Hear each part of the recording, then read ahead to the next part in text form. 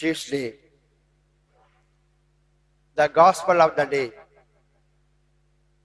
If I but touch his clothes, I will be made well. Mark chapter 5 verse 28. In the Gospel, Jesus raises a dead girl and heals a sick woman. He said, "Your faith has healed you. Go in peace and be freed from your suffering." The past is a source of knowledge and the future is a source of hope. Love of the past implies faith in the future. Stephen Ambrose.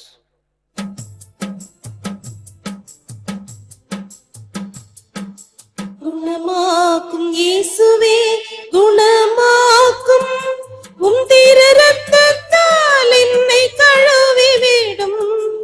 குணமாக்கும் இயேசுவே குணமாக்கும் உம் திரு ரத்தத்தால் என்னை கழுவி விடும்.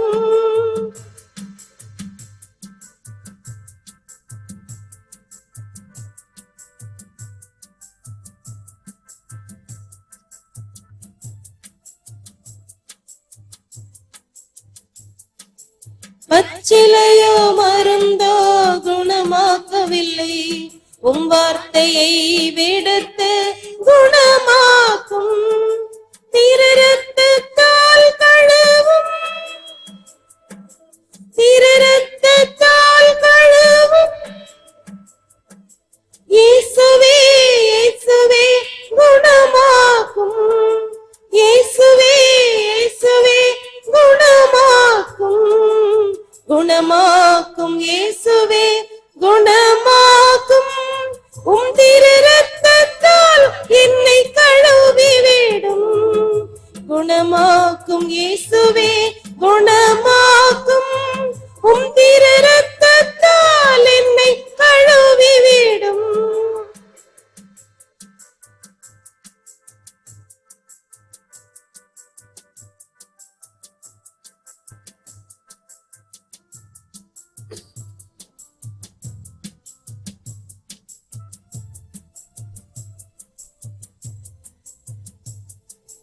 இறந்து போன லாசரை உயிர்த்தெழச் செய்தீர்.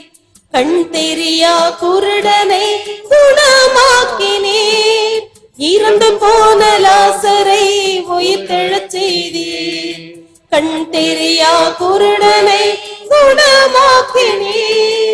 திரு ரத்தத்தால் கழுவும் இயேசுவே இயேசுவே குணமாக்கும்.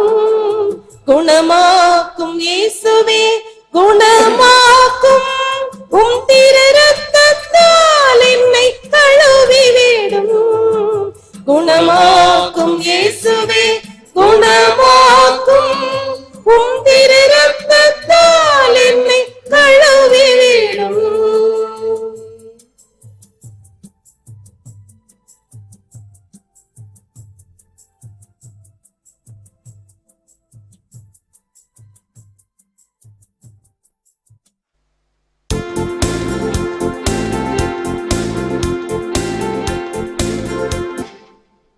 பிதாசுதன் பரிசுத்த ஆவியின் பெயராலே ஆமென்.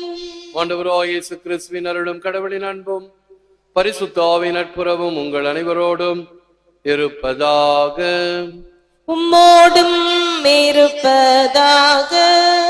செவ்வாய்க்கிழமை ஆண்டின் பொதுக்காலம் 4ஆம் வாரம் திருப்பலி தொலைக்காட்சியிலும் இணையத்திலும் கண்டு போடுகின்ற குடும்பங்கள், வயதானவர்கள், நோயாளிகள், குழந்தைகள், இராணுவ வீரர்கள் அனைவருக்காகவும் இறைஞ்சுவோம்.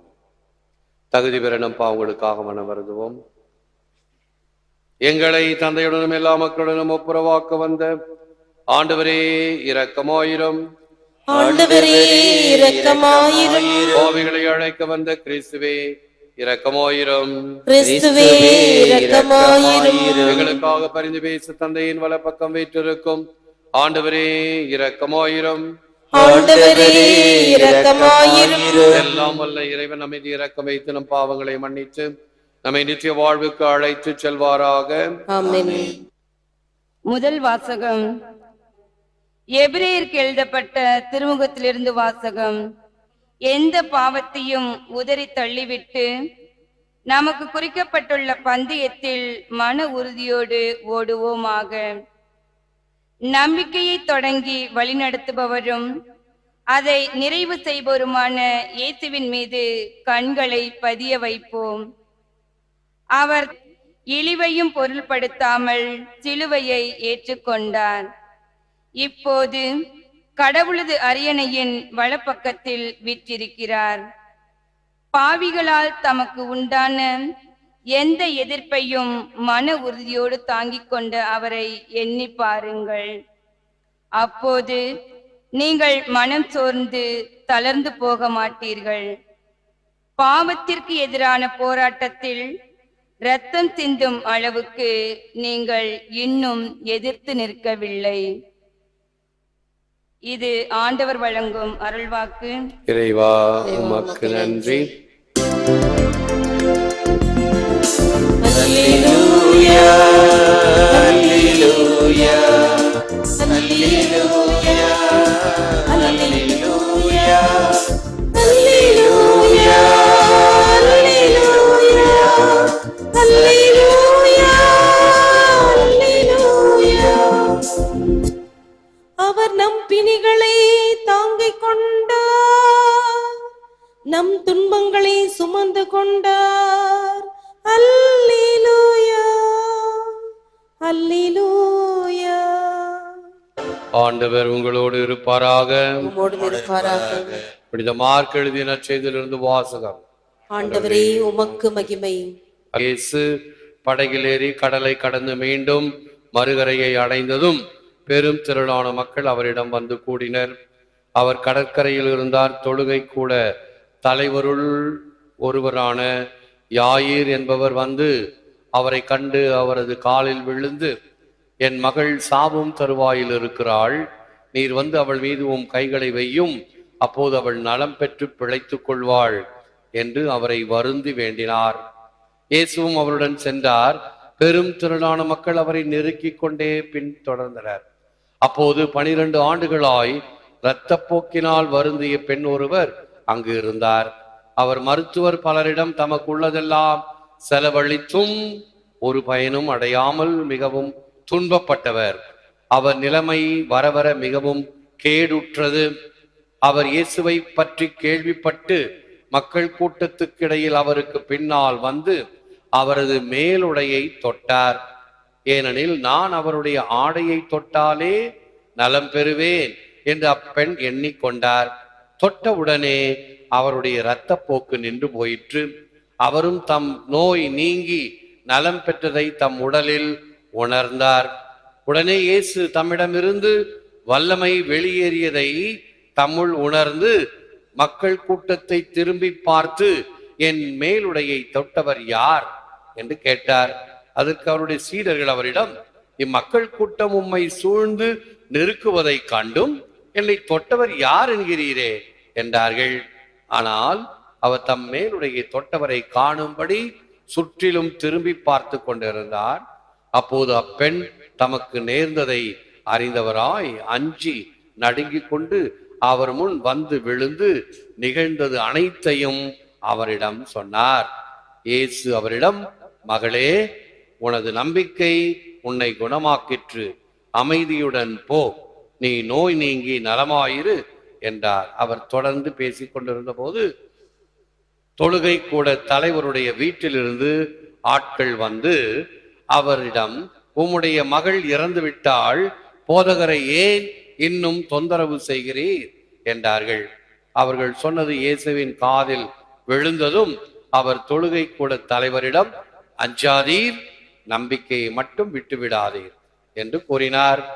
அவர் பேதுரு, யாக்கோபின் சகோதரரான யோவான் ஆகியோரை தவிர வேறொருவரையும் தம்முடன் வரவிடவில்லை. அவர்கள் தொழுகை கூட தலைவரின் வீட்டிற்கு சென்றார்கள். அங்கே அமளியையும் மக்கள் அழுது ஓலமிட்டு புலம்புவதையும் இயேசு கண்டார். அவர் உள்ளே சென்று, ஏன் இந்த அமளி, ஏன் இந்த அழுகை? சிறுமி இறக்கவில்லை, உறங்குகிறாள் என்றார். அவர்கள் அவரை பார்த்து நகைத்தார்கள். ஆனால் அவர் அனைவரையும் வெளியேற்றிய பின் சிறுமியின் தந்தையையும் தாயையும் தம்முடன் இருந்தவர்களையும் கூட்டிக் கொண்டு அச்சிறுமி இருந்த இடத்திற்கு சென்றார். சிறுமியின் கையை பிடித்து அவளிடம் தாளித்தாக்கும் என்றார். அதற்கு சிறுமி, உனக்கு சொல்லுகிறேன், எழுந்திடு என்பது பொருள். உடனே அச்சிறுமி எழுந்து நடந்தாள். அவள் 12 வயது ஆனவள். மக்கள் பெரிதும் மலைத்து போய் மெய் மறந்து நின்றார்கள். இதை யாருக்கும் தெரிவிக்க கூடாது என்று அவர் அவர்களுக்கு கண்டிப்பாய் கட்டளையிட்டார். அவளுக்கு உணவு கொடுக்கவும் சொன்னார். இது கிறிஸ்து வழங்கும் வாழ்வு தரும் நற்செய்தி. கிறிஸ்துவே உமக்கு புகழ். If I touch even his garments, I shall be made well. நான் அவருடைய ஆடையை தொட்டாலே நலம் பெறுவேன். இயேசுவில் அன்பார்ந்த சகோதரர்களே, அன்பார்ந்த தொலைக்காட்சி விசுவாசிகளே, your faith has made you well. உமது விசுவாசம் உன்னை குணமாக்கியது. Jesus visits us. Newlyweds in Cana, Peter in Capernaum, Pharisee in Capernaum, Zacchaeus in Jericho, Mary Martha in Bethany, disciples in Emmaus. Each time he visited your home, he left a blessing behind. இயேசு நம்மை சந்திக்கிறார். கானா ஊரில் புதுமண தம்பதியருடன், கஃபர்நாவுமில் ராயப்பருடன், கஃபர்நாவுமில் பரிசேயருடன், ஜெரிகோவில் சக்கேயுடன், பெத்தானியாவில் Martha மரியாவுடன், எம்மாவூஸ் சீடர்களுடன் சந்தித்த ஒவ்வொரு வீட்டிலும் ஆசிரை விட்டு சென்றார். சந்தித்த ஒவ்வொரு வீட்டிலும் ஆசிரை விட்டு சென்றார். இதுதான் முக்கியம். கத்தோலிக்க மறையிலே இந்த பங்கு பணியிலே, இந்த பாஸ்டரல் ஒர்க், அதில் மிக மிக முக்கியமானது வீடுகளை சந்தித்தல். அந்த வீட்டிலே உங்களுடைய பிரசன்னம், அவர்களை போய் சந்தித்தல், அந்த வீட்டிலே அவர்களோடு கலந்து பேசுதல். அந்த குடும்ப அங்கத்தினர்களை நீங்கள் பார்த்திருக்கக்கூடும், நாம் பார்த்திருக்கக்கூடும், பகுதந்தையர்கள் ஆலயத்திலே அல்லது பல இடங்களிலே. அவர்களுடைய வீட்டிலே போய் சந்திக்கும் பொழுது, அவர்களோடு ஒரு சிறிய ஜெபம் சொல்லும் பொழுது, இந்த ஆசீர்வாதத்தை அவர்களிடம் விட்டு வருகிறோம், அந்த பிரசன்னம். ஆகவே இது மிக மிக முக்கியம். பல சமயங்களிலே பங்கு மக்களை சந்திப்பதற்கு குருக்களோ ஆயர்களோ பயப்படுகிறார்கள். ஏன்? பாய்காட் பண்ணுவானா, திட்டுவானா, இல்ல அதிகபட்சம் போனா அடிப்பானா, ஒருவேளை மரியாதை இல்லாம பேசுவான். ஓகே, நெல்லித்தோப்பும்போது தினமும் மாலையில் வீடுகளை சந்திக்க சொல்வேன். பார்த்து பார்த்து போங்க, எல்லாம் பாண்டிச்சேரியில எல்லாம் குடிச்சிட்டு இருப்பான். போனேன். ஒரே ஒரு குடும்பத்தில் மட்டும்தான் ஒரு வயசான கிழமை குடிச்சிட்டு தராமரா, நான் நினைச்சா உன்னை பிஷப் ஆக்குவேன் அப்படின்னு. ஐயா, என்ன போப்பானராக்குங்கய்யா அப்படின்னு. நமக்கு கிண்டல் விடாது இல்லையா? அடுத்த நாள் மன்னிச்சுக்க சாமி, குடிச்சிட்டு தெரியாம பேசிட்டேன். பயப்படாதே. அப்படியே அவன் திட்டி விட்டால் என்ன? நாய் குலைச்சதுன்னா நமக்கு மானம் போயிடுமா? இப்படி ஒரு தெளிவு வேண்டும்.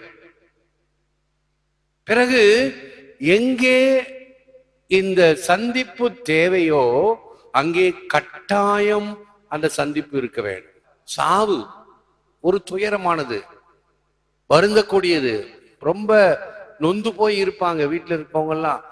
போய் உன்னுடைய பிரசன்னம் அங்கே ஒரு 2 நிமிடங்கள் கூட போதுமானது, இந்த சந்திப்பு. ஏனென்றால் ஏற்கனவே நாம் மார்த்தா மரியாவுடைய ஓமையிலே பார்த்திருக்கிறோம்.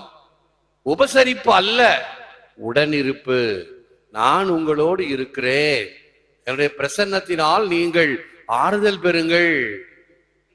அப்படித்தான் அரசாங்கமும் இருக்க வேண்டும். மக்களுடைய சுகதுக்கங்களிலே இப்ப பாருங்க, இந்த ஒரே எழுச்சி, தமிழகம் எங்கும் எழுச்சி, தமிழகம் எங்கும். அதை பார்த்து உலகத்தில் இருக்கக்கூடிய தமிழகர் எல்லாம் ஒரே குறிக்கோளுடன் எழுச்சியாக இருந்ததினால் எது அவசர சட்டமோ, எது நிரந்தர சட்டமோ, எது முடியாதோ என்று சொன்னதெல்லாம் நிறைவேறுகிறது, நிறைவேறும். அதுதான் ஒருமித்த கருத்துடன் இருத்தல். அணிலாடில இருக்கும்போது ஒரு பிரச்சனை, அந்த பிரச்சனையில பங்கு மக்கள் எல்லாம் சேர்ந்து ஒரு பெரிய பிரச்சனை. எதிரிகள் எப்பொழுதும் கூட்டு சேர்ந்துக்கிட்டு குட்டையை குழப்புவாங்க தான். நம்ம தான் தெளிவா இருக்கணும். தெளிவா இருக்கிறேன், தைரியமா இருக்கிறேன். பக்கத்துல கான்வென்ட் இருக்கு, க்ளூனி கான்வென்ட். பாவம் சிஸ்டர்ஸ் அங்கேயும் போய் மிரட்டுறானுங்க, பண்றானுங்க. பாவம் அவங்க எல்லாம் கேட்டாலும் சாத்திக்கிட்டு இருக்கிறாங்க, பயமா இருந்துட்டு. நான் தலைமையகத்துல சொல்றேன், இது போல இருக்கு. யாரு அந்த பிரச்சனைக்கு நான் வரேன் வா, உன் கூட இருக்கிறேன் வா அப்படின்னு சொல்லி இருக்கலாம் அல்லவா, சொல்ல வேண்டும் அல்லவா? இல்லை, பயம். கண்ணாடி கோட்டையில் இருந்து கொண்டு தாசில் பண்ணுவது அல்ல, பிரச்சனையில அங்கே போய் நிற்க வேண்டும். அந்த க்ளூனி கான்வென்ட்டுடைய அந்த ப்ரொவின்சியல் பாண்டிச்சேரியிலேருந்து அந்த சிஸ்டர்ஸோட 4 நாள் தங்கி இருந்தாங்க. நான் இருக்கிறேன், பயப்படாதீர்கள். அப்ப நான் சொன்னேன், ஒரு பொம்பளைக்கு இருக்கக்கூடிய தைரியம் ஆம்பளைக்கு இல்லையே. எந்த இடத்தில் கஷ்டமோ நஷ்டமோ அங்கு இருக்க வேண்டும். கன்னியர்கள் ஒரு பாடத்தை கற்றுக் கொடுக்கிறார்கள். அந்த கிராமத்தில் பணிபுரிகின்ற அந்த கன்னியர்களுக்கு நான் போய் இருப்பேன். இருந்தார்களே, 20 வருஷத்துக்கு முன்னாடி நடந்த நிகழ்ச்சி இப்ப சொல்றேன் நான். என்றும் அது பாடமாக இருக்கிறது அல்லவா? பிரசன்னம், நம்முடைய பிரசன்னம். இந்த மனித பிரசன்னத்துக்கே இவ்வளவு முக்கியத்துவம் என்றால், தெய்வ பிரசன்னம், ஆண்டவருடைய பிரசன்னம் எவ்வளவு மகத்தானது, எவ்வளவு வலிமை மிக்கது ஆண்டவருடைய பிரசன்னம். அதற்கு நாம் நம்மையே தகுதியுள்ளவர்களாக்கிக் கொள்ள வேண்டும். இறைவன் நம்மோடு வருகிறார், நம்மில் இருக்கிறார். எல்லா விதமான ஆசீர்வாத வேளையில, வார்த்தை வடிவிலே, நற்கருணை வடிவிலே இங்கு நாம் கூடியிருக்கின்றோம். இந்த கூட்டத்திலே, ஜெபத்திலே, நற்கருணை சிற்றாலயத்திலே ஆண்டவருடைய பிரசன்னத்தை உணர்தல் வேண்டும். As long as there is life, there is hope. But with Christ, one can hope even after death. வாழ்க்கை உள்ளவரை நம்பிக்கை கொள், இறப்புக்கு பிறகு இயேசுவோடு நம்பிக்கை கொள்ளலாம். நம்பிக்கை என்பதுதான் வாழ்க்கை. யானைக்கு எப்படி தும்பிக்கையோ அப்படி மனிதனுக்கு நம்பிக்கை பலம் கொடுக்கக்கூடியது. எனவே இத்தகைய நம்பிக்கையுடன் ஆண்டவரை பற்றி கொண்டு, ஆண்டவரே நீர் தொட்டால் போதும் குணம் பெறுவேன் என்று யாசித்த அந்த பார்த்திமேயு குருடனை போல, அந்த பெண்ணை போல, ஆண்டவரே ஒரு வார்த்தை சொன்னால் போதும் என் ஊழியன் குணமடைவார் என்று சொன்ன நூற்றுவர் தலைவனை போல நம்பிக்கையோடு ஆண்டவர் நம்மை தொட வேண்டும் என்று ஜெபிப்போம். அது வார்த்தையாலோ, ஆசிராலோ, அருள் அடையாளத்தாலோ, எந்த வகையிலாவது இறைவன் நம்மை தொட்டார் என்றால், வல்லவன் கைப்பட்டால் பூ மலரும் என்பதை போல நம் ஆன்மா மலர்வதற்காக செபிப்போம். முழந்தாள் இருப்போம். Lord Jesus, you love each of us individually with a unique and personal love. Touch my life with your saving power. Heal and restore me to fullness of life. Help me to give wholly of myself in loving service to others. ஆண்டவராகிய இயேசுவே, நாங்கள் எங்கள் ஒவ்வொருவரையும் தனிப்பட்ட அன்பினால் அன்பு செய்கின்றேன். உம்முடைய காக்கும் வல்லமையால் குணமளித்து மறுவாழ்வளித்தருளும். பிறர் அன்பு சேவையில் எம்மை முழுமையாய் கையளிக்க வரமருளும். புனித சின்னப்பரை போல வாழ்வது நான் அல்ல, என்னில் கிறிஸ்து வாழ்கின்றார் என்ற ஒரு நிறைவையும் நாங்கள் பெற வேண்டும் என்று ஜெபிக்கின்றோம். இருள் அகல்வதாக, ஒளி பெருகுவதாக. ஏற்று வரமருளும் இறைவா, காக்கும் கரங்களினால். ஆமென். ஆமென். எனில் வாரும்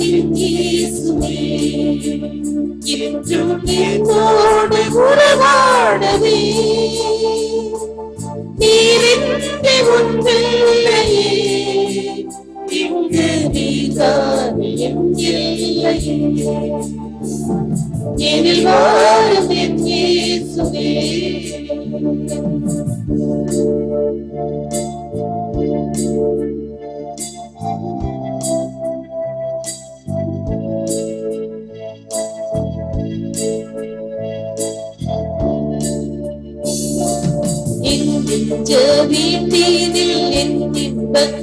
மண்ணினிலே உன்னாமம் நான் பாட என் உள்ளம் நீர் வாழவே என் அன்பு தாயாக என்னாலும் என்னை காக்கவே என் சொந்தம் நீயாக என் வாழ்வும் நீயாகவே தேவா எழுந்து வா நீடும் அமைதி தா தேவா எழுந்து வா நீடும் அமைதி தா உன்னை அழைத்தேன் உயிர் தொடர்ந்தேன் உறவை தேடி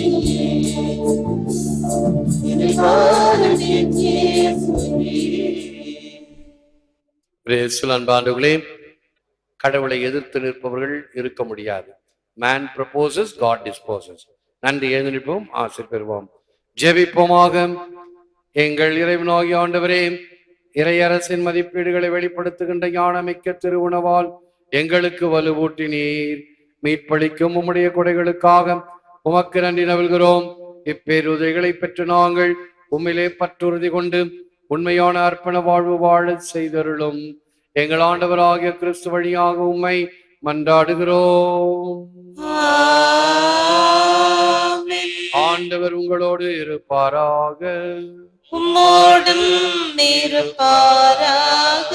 எல்லாம் வல்ல இறைவன் பிதா சுதன் பரிசுத்த ஆவி உங்களை ஆசீர்வதிப்பாராக.